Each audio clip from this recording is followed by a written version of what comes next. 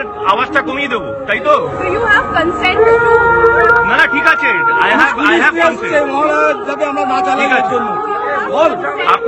আপনি বলছেন মহলাটাকে বন্ধ করে দিতে হবে, তাই তো? তাহলে আওয়াজটাকে বন্ধ করতে হবে, মানে আওয়াজ কমিয়ে দিতে হবে। বাঙালির আবেগ, বাঙালির মহলা 60 বছর ধরে আমরা এটা চালাই। আমার রামগড়ের কোনো লোক এসে করে না, বাঙালির শুরু হয় উৎসব এখান থেকে। এসে বলছেন যে মহলা বন্ধ করে দিতে হবে, সাউন্ড কমিয়ে দেবে। কোন পশ্চিমবঙ্গে আছি আমরা? বলুন।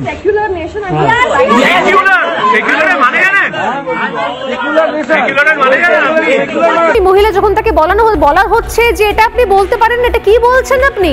উনি বলছেন কেন বলতে পারেন, এটা আমাদের সেকুলার কান্ট্রি, আফটার অল আমরা সেকুলার কান্ট্রির লোকজন, আমরা বলতে পারি কোথাও কিছু পছন্দ না হলে অডিও কমানোর কথা।